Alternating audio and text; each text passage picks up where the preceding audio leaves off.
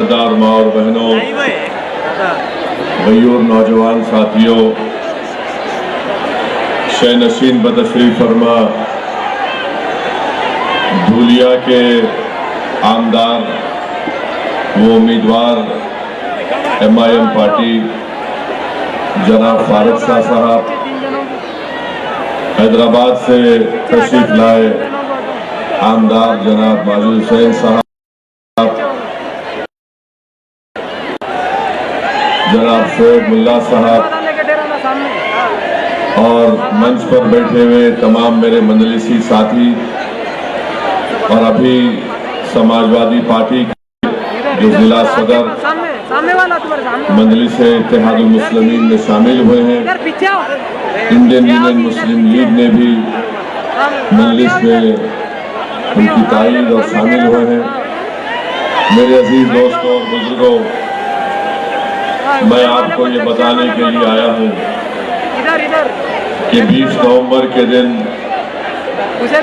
आप तमाम को मुत्तहदा तौर पर अपने के वोट का इस्तेमाल मोहतरम जनाब फारूक शाह साहब के हक में करना है। और आप जानते हैं कि फारूक शाह साहब का इंतखाबी निशान पतंग है और पतंग के निशान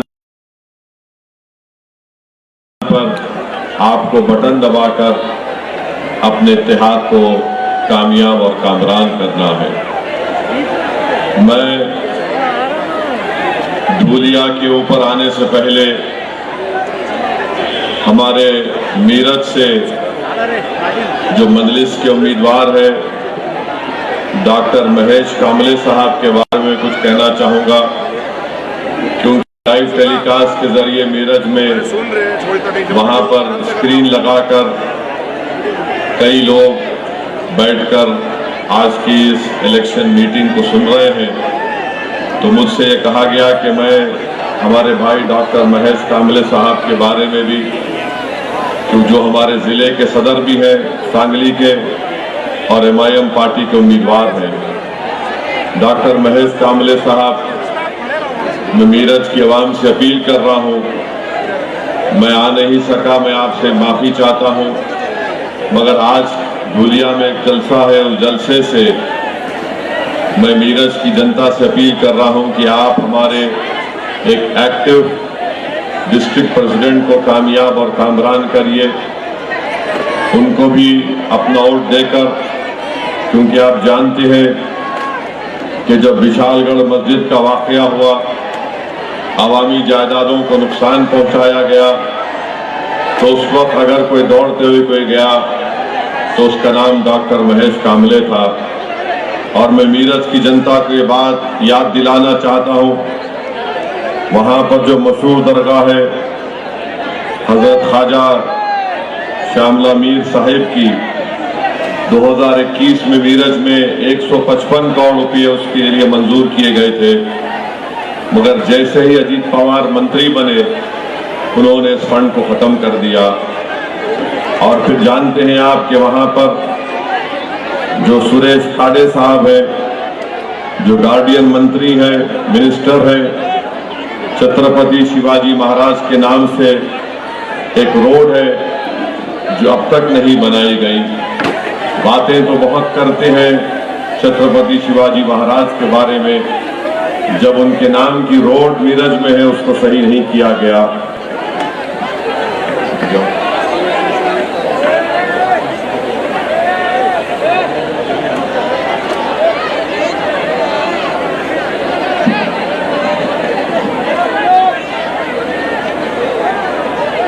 और फिर छत्रपति शिवाजी महाराज के नाम पर स्टेडियम है, उस स्टेडियम में जितना पानी लीक होता है पिछले कई सालों से उसको ठीक नहीं किया गया। और फिर वहाँ पर ना मच्छी मार्केट ना मटन मार्केट का कोई इंतज़ाम किया गया। एक मिशन हॉस्पिटल है, वहाँ के मंत्री ने उसकी कोई मदद नहीं की, अब वो मिशन हॉस्पिटल बंद होने के दहाने पर आ गया। मैं मीरठ की जनता को याद दिलाना चाहता हूँ कि बेदाग गांव में बीजेपी के सरपंच ने पालक मंत्री सुरेश खड़े के को साथ मिलाकर अंबेडकर, बाबा साहब अंबेडकर के नाम पर जो स्वागत कमान बनाया गया था उसको डिमोलिश किया। यही डॉक्टर महेश कामले साहब थे जिन्होंने मुंबई तक मार्च निकाला और पूरे भारत में इसको इशू बनाया, और आज उन्हीं की मेहनत की बिना पर 27 लाख की लागत से दोबारा वो अंबेडकर स्वागत कमान का काम तामीर हो गया। गुस्ताख रसूल का जब मसला आया, जिसने अनाप शनाप बकने की कोशिश की, जनाब डॉक्टर महेश कामले साहब आगे बढ़कर एहतजाज किए, पुलिस कंप्लेन किए। तो मेरी तमाम मीरज की जनता से ये पुरजोर अपील है कि आप 20 तारीख के दिन मेरे छोटे भाई डॉक्टर महेश कामले साहब को अपना वोट देकर आप मीरज की जनता के लिए एक बेहतरीन आमदार को इलेक्ट करिए ताकि आपके मसाइल हल हो सके। क्योंकि इलेक्शन आया तो बहुत से पार्टी के लोग सेकुलरिज्म का कपड़ा पहनकर हमारे दरमियान में मीरज में भी आ रहे हैं। आप उनसे पूछिए कि जब पार्लियामेंट का इलेक्शन हुआ था उन्होंने अपनी पार्टी से क्यों एक उम्मीदवार भी अल्पसंख्यक समाज का नहीं उतारा। और फिर लोग बुलंद बांग दावे भी करते हैं, मगर मैं मीरज की जनता से फिर से अपील कर रहा हूं कि 20 नवंबर के दिन आप अपना एक वोट वहां पर MIM पार्टी के कैंडिडेट को वोट देकर उनको एक अपना नया आमदार बनाइए। और मैं यकीन के साथ कह सकता हूं कि हमारे भाई डॉक्टर महेश कामले एक हरकियाती आदमी है, सेकुलर है, और अगर तमाम अल्पसंख्यक समाज और मराठा समाज के भी रिजर्व आरक्षण का मसला है, डॉक्टर महेश कामले मराठा समाज के बहुत बड़े लीडर जनाब जरांगे पाटिल साहब से भी जाकर मिलकर आए। तो मेरी उन तमाम मीरज की जनता से अपील है कि आप हमारे भाई डॉक्टर महेश कामले साहब को वोट देकर कामयाब करिए। मेरे अजीज दोस्तों और बुजुर्गों, धूलिया के लिए आप जानते हैं कि 5 साल पहले आप तमाम लोगों ने अपने इत्तेहाद का सबूत दिया, अपने सियासी शऊर का सबूत दिया, जिसकी बिना पर जनाब फारूक शाह साहब को कामयाबी से आपने हमकिनार किया। मेरी आपसे गुजारिश यही है कि 20 तारीख के दिन भी अगर आप मुत्तहिदा तौर पर अपने कैकोट का इस्तेमाल पतंग के निशान पर फारूक शाह साहब के हक में करेंगे तो यकीनन इंशाअल्लाह ताला वो दोबारा धूलिया की आवाम की खिदमत करेंगे और आमदार मुंतखब होंगे। अगर आप मुत्तफिक रहेंगे तो यकीनन दोबारा इंशाअल्लाह जनाब फारूक शाह साहब धूलिया के आमदार बनेंगे। आप जानते हैं कि 5 साल में अल्हम्दुलिल्लाह धूलिया में कोई दंगा फसाद नहीं हुआ, और मैं ये बात बड़ी जिम्मेदारी के साथ कह रहा हूं कि जनाब फारूक शाह साहब ने धूलिया की तारीख में किसी भी आमदार ने इतना विकास का या डेवलपमेंट का काम नहीं कराया जो जनाब फारूक शाह साहब ने अपने 5 साल में करवाया। और मैं ये बात इसलिए भी कह रहा हूं कि मैं जब 5 या 6 तारीख को हैदराबाद से औरंगाबाद को आ रहा था, मेरे साथ फ्लाइट में एक बड़े ही काबिल साइंटिस्ट बैठे हुए थे। उन्होंने मुझसे कहा कि आप कहाँ जा रहे हैं? मैंने कहा कि मैं औरंगाबाद जा रहा हूँ। उन्होंने मुझसे कहा कि उनका ताल्लुक धूलिया से है, और उन्होंने कहा कि मैंने ये देखा कि फारूक शाह ने धूलिया में इतना तरक्की, डेवलपमेंट और विकास का काम कराया कि किसी ने भी इतना काम नहीं कराया। वो खुद मुझसे कह रहे थे, वो हमारे एक हिंदू भाई थे। मुझे बड़ी खुशी हुई कि आज वो मेरे बाजू प्लेन में बैठकर उस बात का इकरार कर रहे हैं कि फारूक शाह साहब ने बिला लिहाज मज़हब मिल्लत धूलिया की तरक्की के लिए तमाम इक़दाम किए। मेरी आपसे गुजारिश है कि आप अपने इस विकास के, इस डेवलपमेंट के, तरक्की के सफ़र को जारी और सारी रखें। और साथ ही साथ आप जानते हैं कि हमारे आदिवासी समाज के लोग हैं जो बरसों से उनको दबाया गया, आज भी उनको दबाया जा रहा है, उनसे इंसाफ नहीं किया जाता। उनको कुचला जाता है। मगर जब फारूक शाह यहाँ के एमएलए और आमदार बने, फारूक शाह साहब ने आदिवासियों के इलाके में भी जाकर लाखों करोड़ों रुपए के डेवलपमेंट के काम करवाए। और मैं धुलिया के आदिवासी अवाम को ये तयखुन दे रहा हूँ, वादा कर रहा हूँ, बल्कि महाराष्ट्र और भारत के तमाम आदिवासियों को एमआईएम पार्टी और ओवैसी इस बात का आपको वादा कर रही है, आश्वासन दे रही है कि हम हमेशा आपके साथ ठहरे थे और मुस्तकबिल में भी, फ्यूचर में भी हम आपके साथ खड़े रहेंगे। आपकी तकलीफ हमारी तकलीफ होगी। और आज भारत का आदिवासी बड़ा परेशान है कि मणिपुर में जिस तरीके से वहां पर कत्लो गारतगिरी की जा रही है पिछले 1 साल से, आप अंदाजा नहीं कर सकते कि 2 दिन पहले या कल अखबार में मैंने पढ़ा कि एक 8 महीने के बच्चे को गोली मारकर फेंक दिया गया। क्या कर रही है मोदी सरकार मणिपुर में? वहां पर आदिवासियों को पिछले 1 साल से मारा जा रहा है, गांव खाली हो चुके हैं, सीआरपीएफ के कैंपों में उनको महफूज रखा जा रहा है। तो सीआरपीएफ के कैंप में भी आकर उनके घरों को जलाकर एक मां को और उसके 8 महीने के बच्चे को उठाकर लेकर गए और 4 दिन के बाद उनकी लाशें पानी में नजर आती हैं। बताइए, ये जुल्म नहीं तो क्या है? ये कौन सी सोच रखने वाले लोग हैं कि 8 महीने के बच्चे को उसकी मां के साथ सर में गोली मारकर फेंक दिया जाता है? मैं आदिवासी जनता से अपील कर रहा हूं कि आप देखिए मणिपुर में आज क्या हो रहा है। अमित शाह ने कहा था पार्लियामेंट में, मैं 15 दिन में मणिपुर को जा रहा हूं। हमारे देश के होम मिनिस्टर हैं, गृह मंत्री हैं, मगर एक मर्तबा भी अमित शाह पार्लियामेंट में बोलने के बाद मणिपुर को नहीं गए। जिस जगह पर जिरबाम जो जगह है जहां पर आज यहाँ पर कत्लो गारतगिरी की जा रही है, अमित शाह वहां पर नहीं जाते। क्यों नहीं जाते अमित शाह? भारत के वजीर आजम, प्रधानमंत्री नाइजीरिया जाते हैं, इटली जाते हैं, कहां कहां चले जाते, मगर देश में 1 साल से आदिवासियों पर जुल्म हो रहा है। मणिपुर में हमारे प्रधानमंत्री दुनिया के कोने कोने में बैठकर, प्लेन में बैठकर उड़ जाते हैं, वहां पर जाकर वहां पर रहने वाले इंडियन से मिलते हैं, भारत के लोगों से मिलते हैं और बड़ी बड़ी उनसे मुस्कुराकर फोटोआं लेते हैं, भाषण देते हैं। प्रधानमंत्री दिल्ली से मणिपुर आप 1 घंटे में, 1.25 घंटे में पहुंच जाएंगे।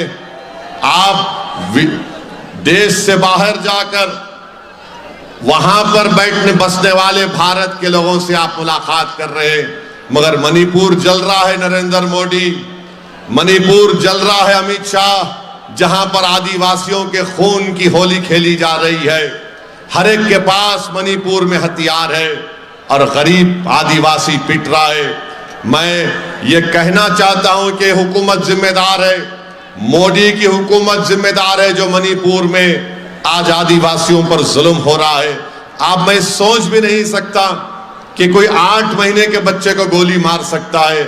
उनका जुर्म सिर्फ इतना ही है कि वो आदिवासी है, कोई उनका पूछने वाला नहीं है। मगर मैं धुलिया में खड़े होकर यहाँ के आदिवासी भाई बहनों को और देश के आदिवासी लोगों को और खास तौर से मणिपुर के आदिवासियों को इस बात का तयख्खुन दे रहा हूं कि मोदी, अमित शाह तुम्हारी बात नहीं सुन रहे होंगे, मगर हम तुम्हारी दास्तान को पूरे मुल्क में उठाते आए हैं और उठाते रहेंगे इंशाअल्लाह ताला। भारत के पार्लियामेंट में भी हमने मणिपुर का मसला उठाया, मगर उसकी बात नहीं करेंगे। प्रधानमंत्री क्या बोलते हैं? एक है तो सेफ है, एक है तो सेफ है। अरे प्रधानमंत्री, मणिपुर के लोग सेफ नहीं है, वहां क्यों नहीं जाते आप? मणिपुर का आदिवासी सेफ नहीं है, जाइए ना वहां पर। मगर नहीं, प्रधानमंत्री पूरे महाराष्ट्र में घूमेंगे, झारखंड में जाकर प्रधानमंत्री बोलेंगे कि बांग्लादेश से लोग झारखंड में आ रहे हैं। मेरे को ये, मैं मैप उठाकर देख लो आप, झारखंड का कोई बॉर्डर नहीं लगता बांग्लादेश से। कैसे आ रहे प्रधानमंत्री? उड़ के आ रहे क्या? और अगर बॉर्डर क्रॉस कर रहे हैं तो बॉर्डर पर तो सेना है ना, बीएसएफ है, बॉर्डर पर तो बीएसएफ है और अमित शाह के अंडर है। तो ये अमित शाह की नाकामी है अगर बांग्लादेश से घुस के कोई झारखंड में आ रहा है तो। प्रधानमंत्री को चाहिए था कि अमित शाह को बिठाकर पूछते कि बोलो कैसे आ रहे हैं। बांग्लादेश का बॉर्डर झारखंड को नहीं लगता, मगर प्रधानमंत्री झारखंड में जाके बोल रहे हैं कि यहां पर आदिवासियों को खतरा है। अरे मणिपुर में 8 महीने के बच्चे को गोली मार दी गई प्रधानमंत्री। और बच्चे को गोली कैसे मारे? बच्चे को गोली मारे और उसकी मां को भी मारकर रस्सी से बांधकर पानी में फेंक दिए। ये जुल्म हो रहा है। 100 से ज्यादा महिलाओं की इज्जत लूट ली गई है, मगर प्रधानमंत्री को फिक्र नहीं है। एक हैं तो सेफ हैं। अरे मणिपुर को जाओ नरेंद्र मोदी, जाकर बैठो आप मणिपुर में, मालूम करो कि क्यों हो रहा है उन आदिवासियों पे जुल्म, खत्म करो उसको, अमन पैदा करो। मगर नहीं, महाराष्ट्र में चुनाव है तो प्रधानमंत्री हर जगह पर प्लेन से उतरते हैं, आते हैं, अपनी लंबी लंबी फेंक कर चले जाते हैं।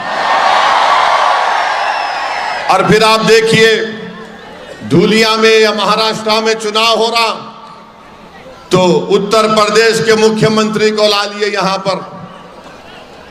बाबा आ गए महाराष्ट्र में, बाबा आकर बोलना शुरू कर दिए, बटेंगे तो कटेंगे, बटेंगे तो कटेंगे। इसका मतलब क्या है बोलो? तुम किसको बोल रहे बटेंगे तो कटेंगे? मैं बीजेपी को, अमित शाह को, आरएसएस को, मोहन भागवत को और ये मुख्यमंत्री उत्तर प्रदेश को जो आजकल एक टूरिस्ट के तौर पर पूरे महाराष्ट्र में फिर रहे हैं, तुम बटेंगे तो कटेंगे बोल रहे ना। तो फिर आपको मैं बता रहा हूं, उत्तर प्रदेश में महारानी लक्ष्मीबाई मेडिकल कॉलेज झांसी में 10 बच्चों, जो मासूम बच्चे होते हैं पैदा होने के बाद, जिनको न्यू नेटल केयर बोलते हैं, उसमें रखा जाता है, 10 बच्चे जल के मर गए उसमें। 10 बच्चे झांसी में, झांसी लक्ष्मीबाई मेडिकल कॉलेज उत्तर प्रदेश में 10 बच्चे जल के मर गए। ये मुख्यमंत्री वहां पर नहीं गया। वो जो माँ बाप अपने मासूम बच्चों को खो दिए, उस माँ को तसल्ली देने नहीं गया जिसने 9 महीने अपने पेट में एक बच्चे को रखा, बेटी को रखा। जन्म देने के बाद, पैदा करने के बाद बच्चों में कॉम्प्लिकेशन आया तो न्यू नेटल केयर में रखा। ये ऐसा बेदिल मुख्यमंत्री है कि वहां पर जाकर उन बच्चों, जो बच्चे मर गए, उनके माँ बाप के सर पर हाथ रखता, वहां पर नहीं गए। यहां महाराष्ट्र में चुनाव है, आ गए और क्या बोल रहे? बटेंगे तो कटेंगे। अच्छा, आपको मालूम, ये जब अस्पताल में आग लगी, आप एक नाम लिख के रख लो, उसका नाम क्या है? याकूब मंसूरी। याकूब मंसूरी का नाम लिख लो।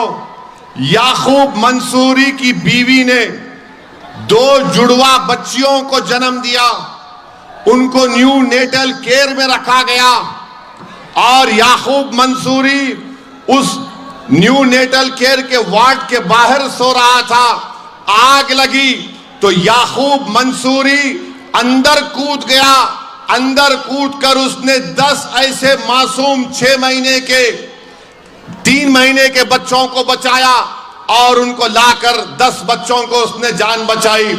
मगर याकूब मंसूरी ये नहीं देख रहा था, योगी आदित्यनाथ, कि किसका बच्चा है। याकूब मंसूरी के दिमाग में एक ही था कि बच्चे मासूम है और याकूब मंसूरी उन बच्चों को निकाल निकाल कर बाहर ला रहा था।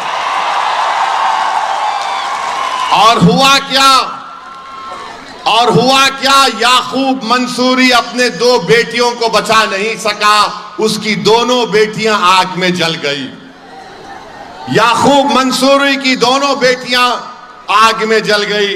अब बोलो योगी आदित्यनाथ, बटेंगे कटेंगे तुम बोल सकते याकूब मंसूरी के सामने जाकर? बोलो बीजेपी वालों, तुम बोल सकते याकूब मंसूरी के चेहरे पे जाकर बटेंगे तो कटेंगे? क्या देवेंद्र फडणवीस बोल सकते याकूब मंसूरी को वोट जिहाद धर्म युद्ध? अरे इंसानियत भी कोई चीज होती है बीजेपी वालों। तुम क्या करना चाह रहे हो इस देश से? तुम आदिवासियों का कत्लेआम मणिपुर में नहीं रोक पा रहे हो। ये तुम जिस मुख्यमंत्री को लाकर महाराष्ट्र में फिरा रहे हो उसको, वो बटेंगे कटेंगे की बात कर रहा है। भाई रुक जाओ ना थोड़ी देर के लिए, रुक जाओ ना थोड़ी देर के लिए। क्या है वो? रुक जाइए थोड़ी देर के लिए। रुक जाइए, क्यों? कुर्सियां छोड़िए, बैठिए।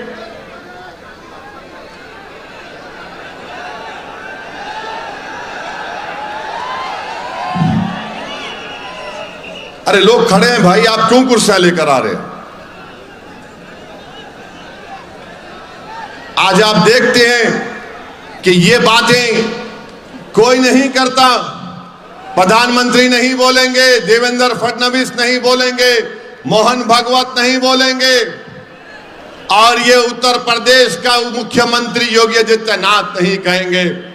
कितनी कितनी कैसी बात है ये कि एक प्रदेश में अस्पताल में 10 बच्चे जल जाते हैं और वो मुख्यमंत्री वहां जाने के बजाय झांसी को महाराष्ट्र में चुनाव की वोट की अपील बांधते फिर रहा है, और वही बोल रहा है बटेंगे तो कटेंगे, फुला ऐसा है, ये है। अरे अगर तुम्हारे दिल में छत्रपति शिवाजी महाराज की मोहब्बत सही होती ना, तो तुम योगी, तुम झांसी को जाते और उन मरने वाले परिवारों को मिलते, तुम याकूब मंसूरी को अपने सीने से लगाते। मगर नहीं, तुम उसकी फिक्र नहीं है, तुमको सिर्फ चुनाव की फिक्र है। मेरे अजीज दोस्तों और बुजुर्गों, और फिर आप देखते हैं कि धूलिया में यहां पर जो बीजेपी के उम्मीदवार हैं वो भी फिर से रुक नहीं रहे। पिछले बार, अरे भाई रुक जाओ ना, क्यों कर रहे हो?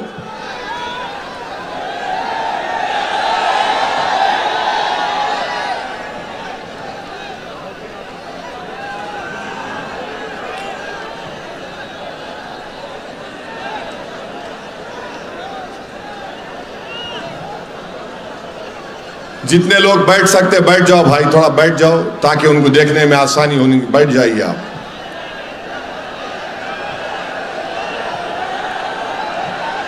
मेरे अजीज दोस्तों और बुजुर्गों, मैं आपसे कह रहा था कि इस विधानसभा में जो बीजेपी के उम्मीदवार हैं वो अभी भी अनाप शनाप बकवास बक रहे हैं। मुझे बताया गया कि कह रहे हैं कि वक्फ बोर्ड को हम खत्म कर देंगे, कब्रिस्तान का ये बड़ा जुमला उनका चल रहा है कि कब्रिस्तान की दीवार को, भाई अगर वहां से आवाज आएगी तो मैं बैठ जाऊंगा। मैं आखिरी मर्तबा बोल रहा हूं, वहां से आवाज नहीं आनी चाहिए। आपकी वजह से लोगों को, इतने हजारों की तादाद में लोग यहां पर आए, आप लोग वहां पर क्या कर रहे हैं?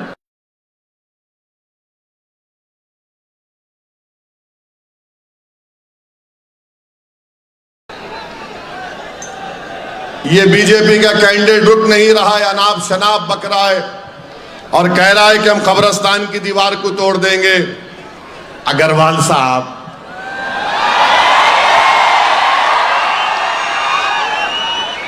तुम मुर्दों को नहीं छोड़ रहे तो जिंदों को क्या करने वाले हैं तुम? कब्रिस्तान में जो दुनिया से चले गए और आराम से सो रहे, तुम उनको डिस्टर्ब करना चाहते। अगर कोई निकल के तुमको पकड़ लिया तो क्या साहब, फिर उसको छुड़ाने का काम इनके पास ही है। मंत्र वो मत करो अग्रवाल साहब, कोई निकल गया पकड़ लिया, बहुत मुश्किल हो जाएंगी तुम्हारे को। देखो फिर तुम हमसे मुकाबला करो, हम जिंदे हैं ना यहां पर। कब्रिस्तान को तोड़ दूंगा, अंदाजा लगाइए कि ये मरने वालों को भी नहीं छोड़ने वाला है। ये नु बोले, स्टेटमेंट है उनका। फिर बोल रहे मस्जिद के सामने डीजे बजाता हूं।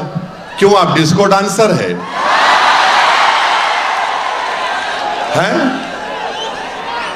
डांस करना चाह रहे आप?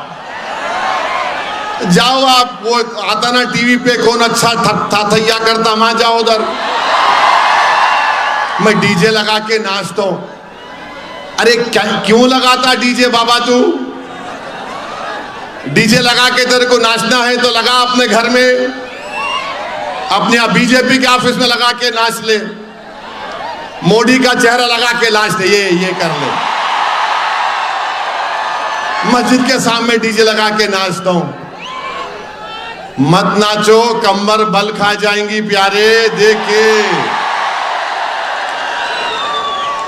अरे नाचने की जगह अगर इंशाल्लाह मैं आप लोग फारूक शाह को कामयाब करेंगे ना 20 तारीख को, 20 तारीख को पतंग पे बटन दबेगा ना। फारूक साहब, मेरी आपसे अपील है, आप जो है धूलिया के बाहर एक जगह पर बैठो, बैठो बैठो, आप बैठो बैठो, आप धूलिया के बाहर एक जगह निकालो, यहां पे अग्रवाल डांस करेंगे हारने के बाद। हमारी म्यूजिक रहेंगी, हमारी म्यूजिक पे ही तू नाचेगा इंशाल्लाह।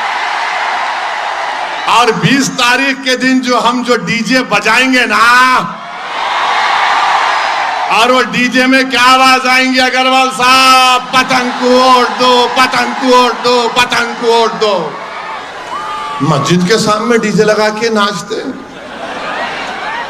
इन्हों क्या डांसर है क्या? तो भी है। मोदी जी आपको नाचने वाले मिल रहे, को अच्छा नहीं मिला शाह साहब के खिलाफ? ये क्या है ये? अरे तुम ये बोलो, धूलिया के लिए जो काम फारूक शाह ने किया वो किसी आमदार ने नहीं किया, तो ये क्या कर रहे हिंदू मुस्लिम? कब्रिस्तान को वो कर देता हूं, मस्जिद को ये कर देता हूं, वक्फ बोर्ड को निकाल देता हूं। अरे क्या करना चाह रहा बाबा तू? कब्रिस्तान के करीब मत जा, मेरी बात सुन। वहां पे भूत फिरते रात के टाइम पे, हमारे को मालूम। कुल अल्लाह अल्लाह समद बोलना पड़ता, आयतल कुर्सी पढ़ के जाते हम लोग। अभी देखो, तुम्हारे को कोई पकड़ लिया तो नहीं बोलना, हमारे को नहीं मालूम, निकल गया खबर से कोई। हाँ, धूलिया में मत करो ना, आराम से रहने दो लोगों को। अब क्या है कि तुम देख लो, मगर ये बात करना अजीब व गरीब बात है। और फिर आप ये जो कौन है उन्होंने गोटे कौन सी पार्टी के? हाँ, उद्धव ठाकरे के। उन्होंने जो है अपनी जिंदगी में, पूरी जिंदगी में आरएसएस की चड्डी पहन के लट फिराए उन्होंने। अब आजकल पैंट पहन रहे आरएसएस वाले, 100 साल होने आ रहे, 90 साल चड्डी पहने, बाद में मालूम आ रहे कब तक बच्चे रहेंगे, बड़े होना है तो पैंट पहनना है। गोटे साहब, ऐसा नहीं, हम जानते, हर एक का शिजरा है हमारे पास। आप उद्धव ठाकरे के पास गए, मेरे को आज तक समझ में नहीं आया कि ये लोग जो बोल रहे हैं इसको, ये क्या है? उद्धव ठाकरे तो बहैसियत मुख्यमंत्री महाराष्ट्र की विधानसभा में खड़े होके बोले कि हमको फख्र है कि हमारे शिव सैनिकों ने बाबरी मस्जिद को तोड़ा। अरे अजीब बात यह है कि सबकी नजर में बुरा मैं हूं, सबकी नजर में इन्हें आतंकवादियों से इसका ताल्लुक, इन्हें देश से मोहब्बत नहीं करता, इन्हें फंडामेंटलिस्ट हैं, इसकी जबान कड़वी है। अरे तुम खड़े रह के बोल रहे विधानसभा में बहैसियत मुख्यमंत्री, और आप गाली मेरे को दे रहे। आखिर क्या हो गया है कि जो खड़े होकर इकरार कर रहा है अपनी पार्टी के लोगों ने काम किया, आज ऐसे उनके साथ भी हमारे बास कमजोर किस्म के मीर जाफर और मीर सादिक भी है। अरे तुम क्या कर रहे बाबा? तुम अपना जमीर बेच के धूलिया में रात में आराम की नींद सो सकते? तुम अपना जमीर बेच के, तुम अपना सब कुछ बेच के तुम आराम की नींद सो सकते धूलिया में? देखो ये तूफान, ये सरों का समंदर क्या पैगाम दे रहा है, ये क्या पैगाम दे रहा है कि होशियार रहो गद्दारों, हम जानते हैं कौन हमारे पीठ में खंजर घोंपने वाला है। मत करो ऐसा काम, तुम हमारा काम नहीं कर सकते ना, तुम धूलिया के विकास का काम नहीं कर सकते, तुम धूलिया की भाईचारगी को मोहब्बत करने का काम नहीं कर सकते, तुम धूलिया में हिंदू मुस्लिम इत्तेहाद को मजबूत करने का काम नहीं कर सकते। अरे तो घर में बैठ जाओ, नींद की गोली खाओ, सो जाओ, मगर ये काम मत करो, तुम्हारा जमीर मलामत करेगा तुमको। और हम ये जो लोग आके बोल रहे नहीं नहीं अभी तो ये बना है ना आगाड़ी, आगाड़ी क्या आगाड़ी बना है रे? एक एमपी की सीट तुम अल्पसंख्यक समाज को नहीं दिए, सब गालियां मेरे को देते, नहीं इन्हों दूध के धुले हुए है, उन्हों गुलाब के धुले हुए है, उन्हों मोतिया के पानी के धुले हुए है, हम कहीं के धुले हुए है? फिर हमको नहीं मालूम कौन किस चेहरे लेकर आता है, कैसा यहां पर संघ परिवार मजबूत हुई महाराष्ट्र में, हम नहीं जानते। तो मेरी आपसे अदबन गुजारिश है कि इन लोगों से जरा होशियार रहिए। तो आएंगे आपके सामने, मैं पहले भी बोल रहा हूं, अब आज के मेरे भाषण के बाद आज रात से इबलीस के एजेंट शुरू हो जाएंगे, कान में आके खुसखुस खुसखुस खुसखुस। अरे कैसा जीतता फारूक, उन्हें क्या है, उन्होंने आया शेरवानी आके जज्बाती भाषण देके चले गया। अच्छा मैं जज्बाती दे तो ना, तो तुम भी दो ना, कहीं को नहीं देते। चलो एक दिन कंपटीशन लगा लेंगे, मोदी का, मेरा, उद्धव का, किसका भी बोलो लगा लेंगे।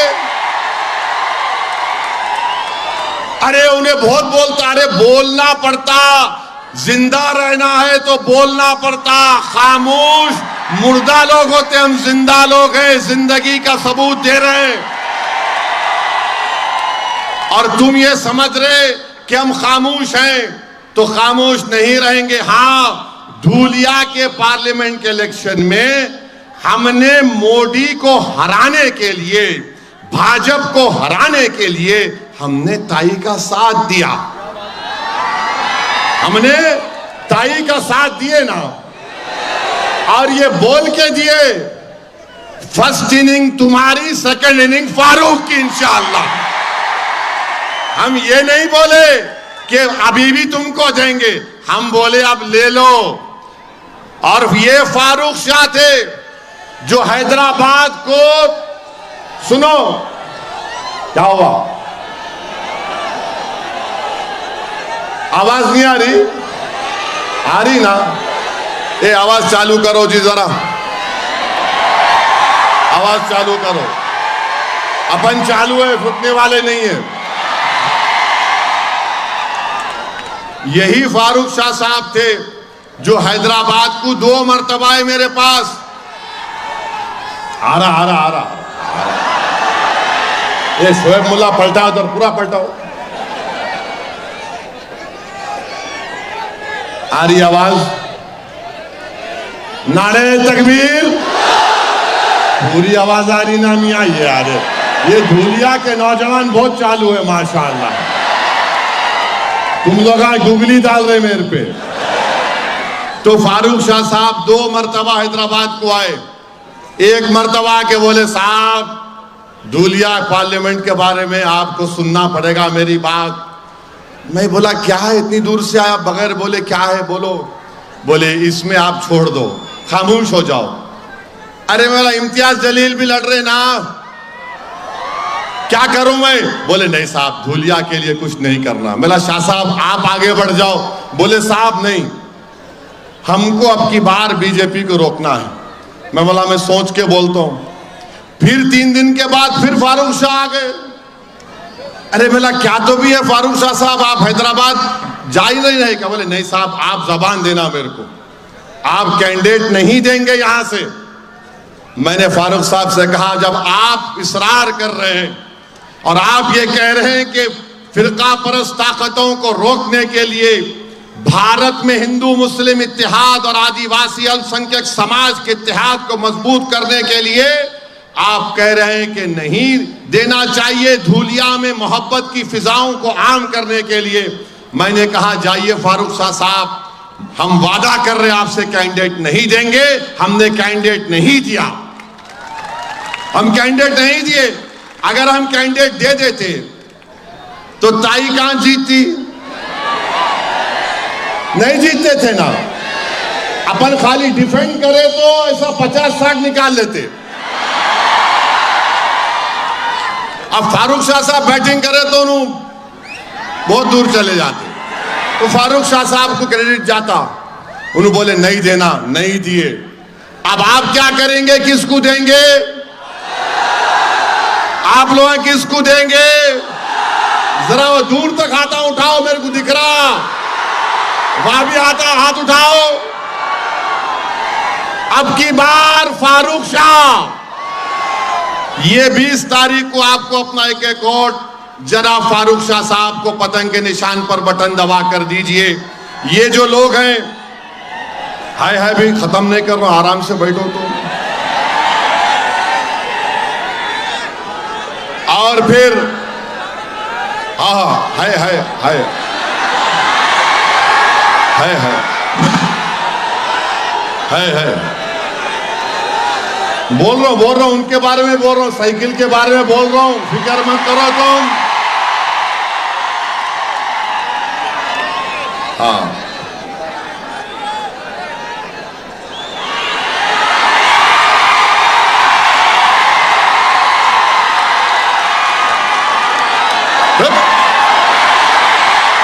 सब गाली दे रहे मेरे को। टीवी में एंकर बैठ के ऐसा, टीवी में हर एंकर बैठ के ऐसा बोल रहा जैसा मेरा ससुरा बना हुआ है उन्हें। हमारा भी टाइम आएगा, फिक्र मत करो एंकर टीवी वालों। हाँ हाँ, अब आपको मैं बोल रहा था, ये साइकिल वाले भी हैं। साइकिल की दोनों पहियों में पंचर है, चेन आप उतार लिए, मेरे को मालूम साइकिल की। अब इन्हों ये समझ रहे कि मैं गम के पैंडला मारूंगा धूलिया में। मारो गम के पैंडल, तुम गम के ही पैंडल मारोगे।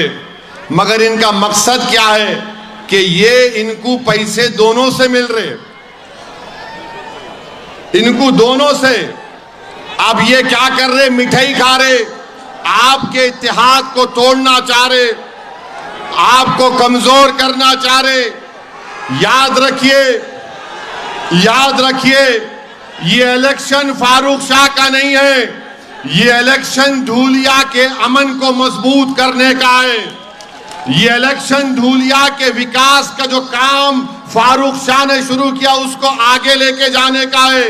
ये इलेक्शन आदिवासियों को उनका हक दिलाने का है। ये इलेक्शन हमारे दलित समाज को और ताकतवर बनाने का है, जिसको बाबा साहेब अम्बेडकर ने उनको एक मुकाम दिया संविधान बनाकर।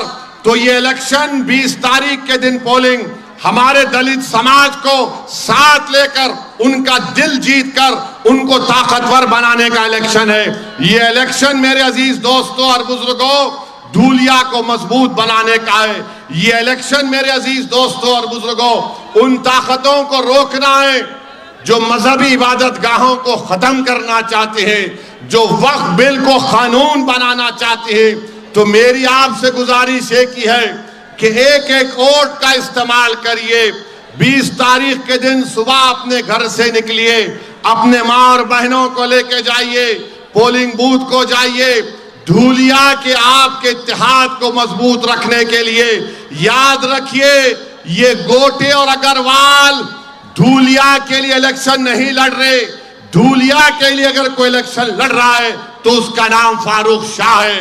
ये गोटे और अग्रवाल धूलिया के इलेक्शन नहीं लड़ रहे, गरीबों को हक दिलाने के लिए नहीं लड़ रहे, आदिवासियों को मजबूत बनाने के लिए, दलितों को गले से लगाने के लिए, मराठाओं के आरक्षण की लड़ाई अगर कोई लड़ रहा है तो उसका नाम फारूक शाह है।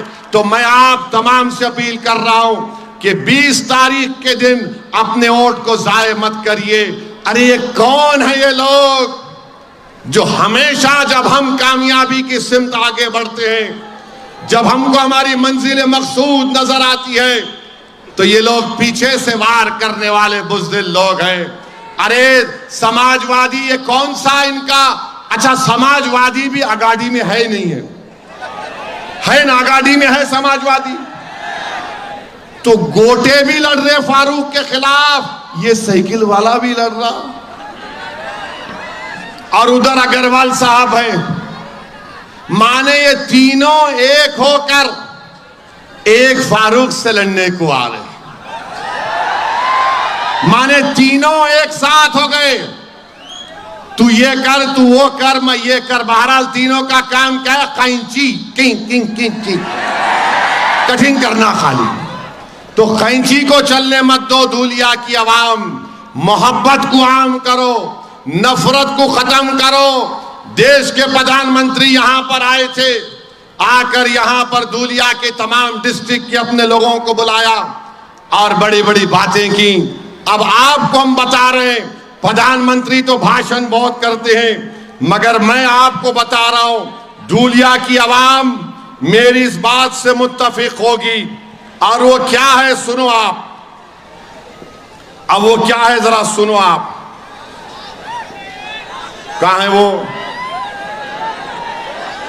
है कहां है? हाँ आ गया। अब प्रधानमंत्री नरेंद्र मोदी बोल रहे एक है तो सेफ है, फडणवीस बोल रहे वोट जिहाद, धर्म युद्ध। उन्होंने जो उत्तर प्रदेश से महाराज आए, बटेंगे तो कटेंगे। अग्रवाल बोल रहे मैं कब्रिस्तान में जो लोग सो रहे उनको उठा दूंगा, उठाओ, डीजे बजाऊंगा।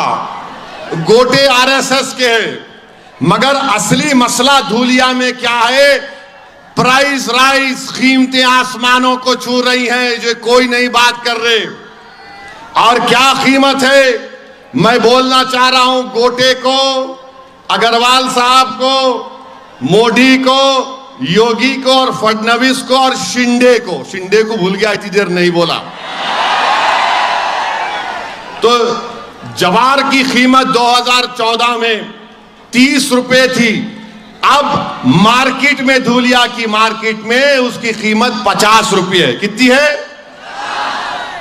चावल 40 रुपये था, 60 रुपये में हो गया। गेहूं आटा 25 रुपये में था, अब 42 और 45 रुपीस के दरमियान में है। गुड़ 30 रुपये था, 55 रुपये हो गया। शक्कर 30 रुपये थी, अब 42 रुपीस में है। अब मोदी जी चाय बना के पिलाएंगे तो कैसा होगा? उन्होंने बोलते ना मैं चाय वाला, मगर 42 में शक्कर 42 में है। मसूर की दाल 50 रुपये थी 10 साल पहले, अब हो गई 90 रुपये में। तुअर की दाल 70 रुपये थी 10 साल पहले, अब 160 रुपये। लाल मिर्ची 100 रुपये में थी, धूलिया में 400 रुपये हो गई। हल्दी 100 रुपये में थी 10 साल पहले, अब 500 रुपये में हो गई। भिंडी 15 रुपये से 80 रुपये, बैगन 5 रुपये से 90 रुपये, हरी मिर्ची 20 रुपये से 80 रुपये, प्याज 10 रुपये से 60 रुपये हो चुका है, आलू 10 रुपये से 60 रुपये, पेट्रोल 72 में था, अब 104 रुपये लीटर, डीजल 55 रुपये था, अब 90 रुपये लीटर, गैस का सिलेंडर मोदी जी पूरे देश में गैस छोड़ दिए। गैस का सिलेंडर 400 रुपये में था 2014 में, आज धूलिया में 818 से लेके 1160 में है। मीठा तेल 70 रुपये में था 10 साल पहले, 150 रुपये में हो गया। अब मोदी क्या बोले पार्लियामेंट के इलेक्शन में, भाइयों बहनों ऐसा लगता है कि मैं अपनी मां के पेट से नहीं पैदा हुआ। बोले ना, मैं बायोलॉजिकल नहीं हूं, बोले थे नहीं बोले थे। देखिए उसका नतीजा क्या होता, जो अपनी अम्मा के पेट से पैदा नहीं हुआ वो मां के पेटों को काट रहा है। अब शिंदे क्या बोलते, अमित शाह क्या बोलते, हमने लाडली बहन दिया, लाडली दिया, लाडली दिया। कितना दिया? 1500 रुपये दिया। अब मैथमेटिक्स में अच्छे आप लोग, धूलिया के लोग हिसाब करते ना, पूरों का करेंगे ना। अब देखो, अब मीठा तेल लिख लो 150 रुपये, सिलेंडर 818 रुपये, कितने हो गए? 970 रुपये हो गए। अब आप इसमें ला लीजिए चावल 60 रुपये, शक्कर 42, मसूर की दाल ले लो, हल्दी ले लो 500 रुपये। अरे ये 6 आइटम में ही 1500 टाई टाई हो गए। तो ये जो लाडली बहना की स्कीम है ये शिंदे की नहीं है, गुजरात मॉडल है। 1500 रुपये डालो, 1900 रुपये खींच लो, है ना। ये धूलिया की मार्केट का रेट है, मेरा नहीं है। अग्रवाल साहब आपको तो रेट मालूम होगा ना। अब आप बताइए, 1500 लाडली लाडली दिए, 1500 डाल रहे, 1900 गरीब बहनों से छीन ले रहे। तो हम धूलिया के माँ और बहनों से अपील कर रहे कि आपको अगर जिसको मिला लाडली बहन ले लो आप, और ये समझो कि आपका है। शिंदे अपनी जेब से नहीं दे रहे, अमित शाह अपने घर से नहीं दे रहे, ये आपका पैसा है, आपको मिल रहा है। मगर इतना याद रखो, 1500 के नाम पे 1900 तुम्हारे से छीन ले रहे। किसान सोयाबीन उगाने वाला रो रहा है खून के आंसू, नहीं मिल रहा एमएसपी उसको। इसके ऊपर बात ही नहीं करते बीजेपी वाले, शिंदे बात नहीं करते। अग्रवाल को बोलो अरे कीमतें बढ़ गई, तो लो नहीं कब्रिस्तान। अब गोटे को बोलो अरे कीमतें, उन्हें बोला नहीं लट फिराना है पैंट पहन के आरएसएस की। आप बताओ, ये मामला है पूरे धूलिया में। तो मेरी आपसे अदबन गुजारिश है कि आप अपना एक वोट मीरज में, धूलिया में और जहां जहां एमआईएम पार्टी के कैंडिडेट्स हैं उनकी लिस्ट मैं आपके सामने रख रहा हूं कि उन उम्मीदवारों को आप अपना वोट दीजिए। औरंगाबाद से इम्तियाज जलील साहब, नासिर सिद्दीकी सेंट्रल से, फारूक शाह साहब धूलिया से, मुफ्ती इस्माइल साहब मालेगांव से, वारिस पठान भिवंडी वेस्ट से, फैयाज साहब बैकुल्ला से, सैफ पठान मुंब्रा से, रईस लश्करिया महाराष्ट्र के सदर वर्सोवा से, फारूक शाब्दी सोलापुर से, महेश कामले मीरठ से, सम्राट सुरवाडे मुर्तजापुर से, सैयद मोइन नांदेड़ साउथ से, बबीता कनाडे कुरला से, मोहम्मद यूसुफ करांजे मनोरा से, अतीक अहमद खान मनकुर शिवाजी नगर से, कीर्ति दीपक डोंगरे हमारी बहन नागपुर नॉर्थ से। ये 16 कैंडिडेट के हक में पतंग के निशान पर आप अपना बटन दबाइए। और ये जो आ रहे हैं ना पीछे से वार करने वाले, ये पीछे से वार नहीं कर रहे हैं, ये धूलिया पर वार करना चाहते हैं। तो मेरी आप तमाम से अपील है कि 20 तारीख के दिन धूलिया की जनता बिला लिहाज मजहब मिल्लत को देखे, धूलिया के विकास के लिए आप यहां से फारूक शाह को कामयाब करिए। धूलिया के मजबूती के लिए, धूलिया में अमन को और मजबूत बनाने के लिए और महाराष्ट्र की विधानसभा में अल्पसंख्यक समाज की नुमाइंदगी के लिए भी ये बहुत जरूरी है कि फारूक शाह को आप कामयाब करें। इख्तलाफ हो सकता है, इख्तलाफ हो सकता है, ना मैं फरिश्ता हूं ना फारूक शाह फरिश्ते हैं। हम तमाम अल्लाह की बारगाह में रोज गिड़गिड़ा कर भीख मांगते कि परवरदिगार हमारी गलतियों को, गुनाहों को तू माफ फरमा दे, हमको सीधे रास्ते पर चला। मगर याद रखो, ये इलेक्शन फारूक शाह की जात का नहीं है। ये असदुद्दीन ओवैसी आपके सामने खड़े होकर कह रहा है कि मेरे भाई, आप तमाम ने 5 साल पहले एक तारीख बनाई, उस तारीख को दोबारा आपको दोहराना है, उस तारीख को आपको दोबारा दोहराना है। मुंतशिर मत हो, इत्तेहाद को मजबूत रखो और 20 तारीख के दिन आपको मालूम हो जाएगा कि धूलिया का दोस्त कौन है और आपका दुश्मन कौन है, कौन आपका हमदर्द है, कौन आपकी रहबरी कर सकता है और कौन हमको बर्बाद करना चाहता है। जो बर्बाद करने वाले हैं उनको वोट मत दीजिए, जो धूलिया को खत्म करना चाहते हैं, मोहब्बत के ना को खत्म करना चाहते हैं, आप उनको वोट मत दीजिए। मेरी आप तमाम से अपील है कि 20 तारीख के दिन पूरे इत्मीनान के साथ, पूरे अपने अफराद खानदान के साथ निकलकर धूलिया को कामयाब करने के लिए, मोहब्बत को कामयाब करने के लिए, नफरत को खत्म करने के लिए आपको फारूक शाह को वोट देकर कामयाब करिए। मैं तमाम लोगों से अपील कर रहा हूं कि फारूक शाह को कामयाब करिए। आज ये आदमी दिन रात आपके दरमियान में रहा, इसने कोशिशें की, लड़ लड़कर सरकार से पैसा लाकर काम करवाया। ये आपके वोट का मुस्तहिक है, ये धूलिया के लिए जरूरी है। तो 20 तारीख के दिन धूलिया के आसमानों पर क्या नजर आएगा? नहीं सुनाई दे रहा मेरे को, इतना जोर से बोलो कि मोदी भी चमक कर उठ जाए कि धूलिया से आवाज आ रही है। क्या आवाज आ रही है? आवाज क्या आ रही है? किसको वोट पड़ेगा? धूलिया के घर घर से क्या आवाज आएगी? ये नौजवानों के दिल से क्या आवाज आ रही है? मां और बहनों की दुआओं में क्या है? तो फिर आप मेरे साथ नारा लगाइए, पतंग को, पतंग को। इधर से भी आवाज आना, पतंग को। पीछे से भी आवाज आना, पतंग को, पतंग को, पतंग को। इत्तेहाद को बरकरार रखेंगे ना मेरे भाई? इत्तेहाद को मजबूत रखेंगे? कोई आकर तुम्हारे इत्तेहाद को नहीं तोड़ पाएगा ना? अरे वहां पे अपनी बोलो, हाथ उठाकर लगाओ नारा, इत्तेहाद जिंदगी है। और 20 तारीख को आप और हम क्या करेंगे? ऐसा डाल के, ये एक्शन लेके, zip zip zip zip zip zip zip zip zip zip. बहुत बहुत शुक्रिया।